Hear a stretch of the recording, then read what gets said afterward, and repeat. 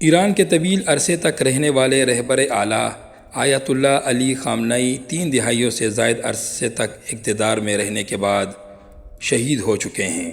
ان کا دور حکومت نہ صرف ایران بلکہ پورے مشرقی وسطیٰ کی سیاست پر گہرے اثرات چھوڑ گیا ہے۔ سن 1979 کے اسلامی انقلاب کے بعد ایران میں صرف 2 رہبر اعلیٰ آئے، پہلے آیت اللہ روح اللہ خمینی اور ان کے بعد علی خامنئی۔ ایران کے آئینی ڈھانچے کے مطابق رہبر اعلیٰ ملک کا سب سے بااختیار عہدہ ہوتا ہے۔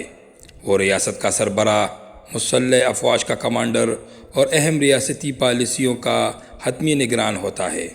علی خامنئی 1939 میں مشہد کے ایک مذہبی خاندان میں پیدا ہوئے۔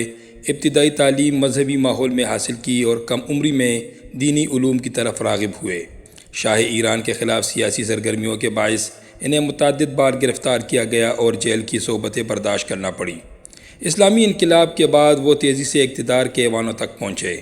1981 میں ایک قاتلانہ حملے میں شدید زخمی ہوئے، جس کے نتیجے میں ان کا ایک بازو متاثر ہوا۔ اسی سال وہ ایران کے صدر منتخب ہوئے۔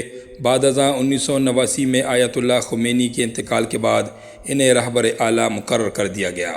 ان کے دور میں ایران کو داخلی اور خارجی دونوں محاذوں پر بڑے چیلنجز کا سامنا رہا۔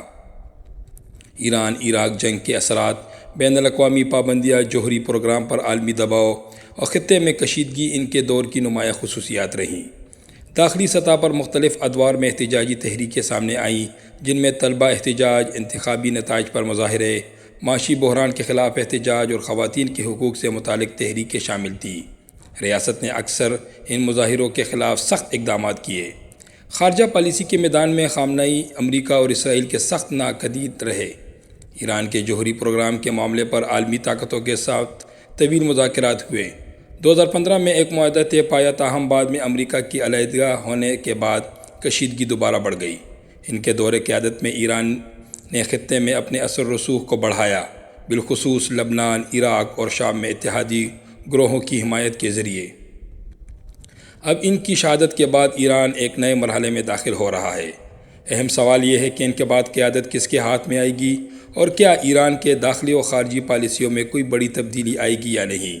سیاسی مبصرین کے مطابق آنے والا وقت ایران اور پورے خطے کے لیے نہایت اہم ثابت ہو سکتا ہے۔